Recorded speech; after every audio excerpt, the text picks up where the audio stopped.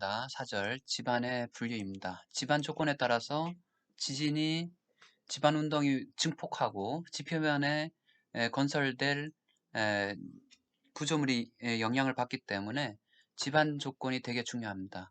국지적인 토질 조건, 지질 조건, 지표 및 지하 지형이 집안 운동에 미치는 영향을 고려하기 위해서 다음과 같은 집안을 6종류로 분류를 했습니다. 근데 A, B, C, D, E, F로 구분을 했고요. 이전에 이제 97년도에 나왔던 기준입니다. 일반적으로 미국 기준이죠. A, B, C, D, E, F. 그래서 뭐 F에 해당되는 집안은 뭐 액상화가 발생할 수 있는 퀵클레이, 민감한 점토, 뭐 이런 것들이 굉장히 취약한 집안이고요.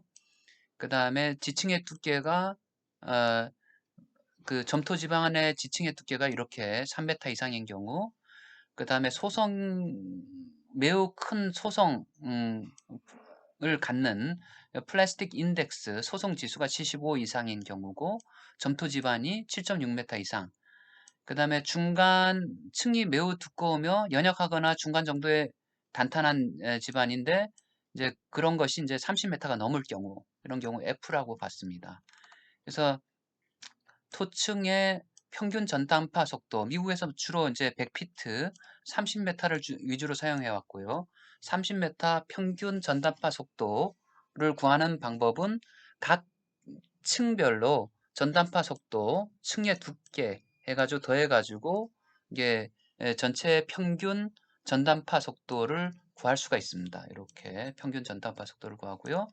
그 다음에 그 층의 특성 부지 주기, 이게 구조물로 따지면은 고유 진동수, 영어로는 Characteristic Site Period라고 TC라고 불렀습니다.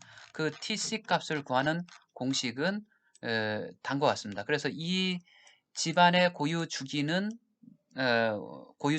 우리가 펀더멘털 피리어드에 해당되는 거죠. 기본 주기는 구조물의 주기하고 얼마큼 잘 맞아 떨어지느냐. 잘 맞아 떨어지면은 구조물의 거기 집안 운동이 그 성분이 증폭이 돼서 구조물의 증폭을 더 크게 만들 수가 있겠죠. 이렇게 TC 값을 구하는 게 있고요.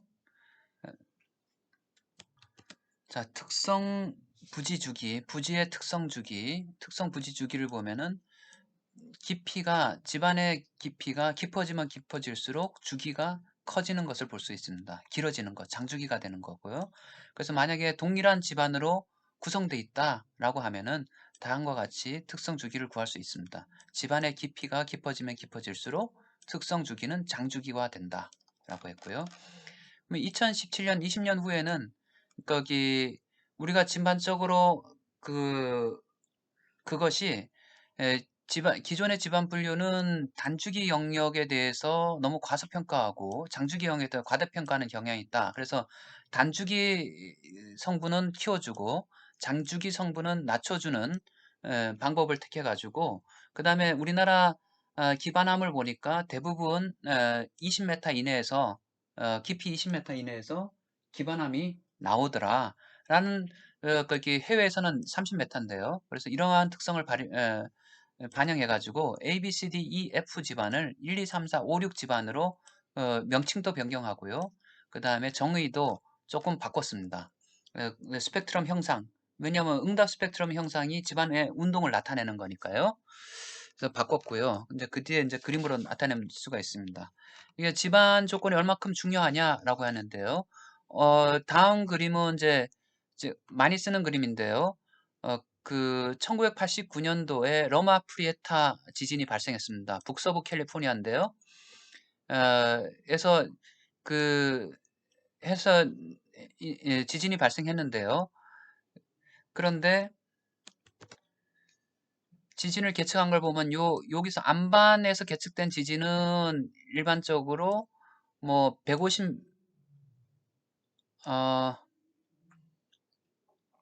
안반에서 계측된 지진, 그 안반, 어? 안반의 안반과 연약 지반의 그 전단파 속도가 크면 클수록 단단하다는 걸 뜻합니다.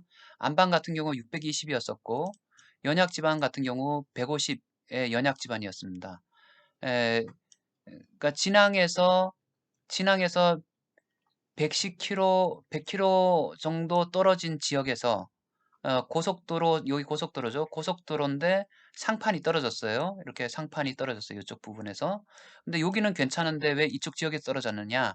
라고 했더니 보니까 상판이 떨어진 지역을 보니까 베드락에서는 이렇게 밑에 집안 조건이 베드락에서는 안반 같은 경우에 있어서는 굉장히 그거 한데 요 연약 집안인 경우에 있어서는 특히 요쪽 연약 집안에서 소프트가 연약한 그러니까 점토질 같은 경우에 있어가지고 이렇게 굉장히 크게 진폭이 커졌기 때문에 집안 조건에 의해 가지고 다음과 같이 이렇게 교량이 붕괴된 것을 알 수가 있습니다.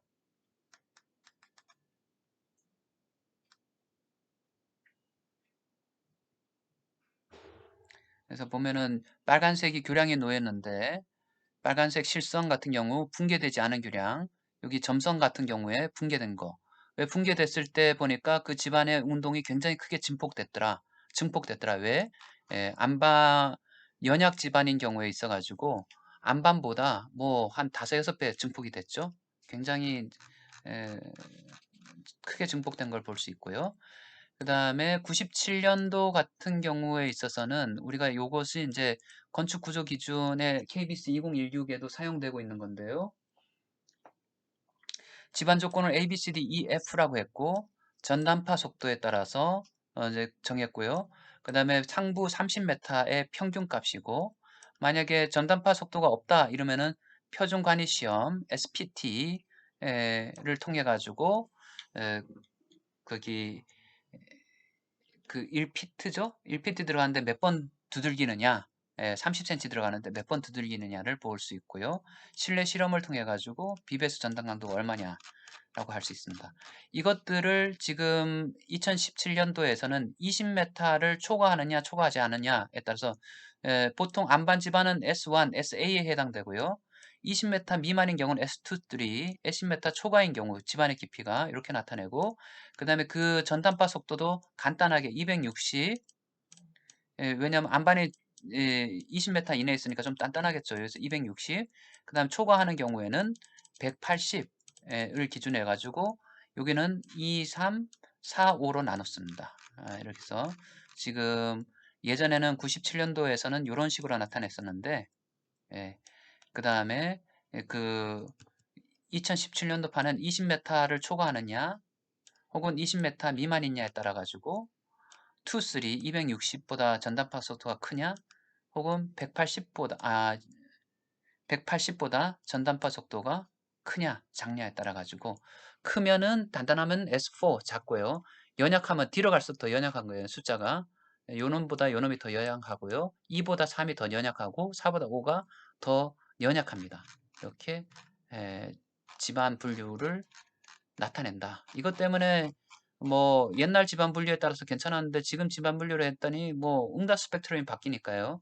새로 다 내진 성능 평가, 보강도 특히 단주기 성분이 커진 거니까 단주기 성분의 영향을 받는 구조물에 대해서는 어, 내진 성능 평가뿐만 아니라 보강도 실시해야 되는 경우가 많이 발생했습니다.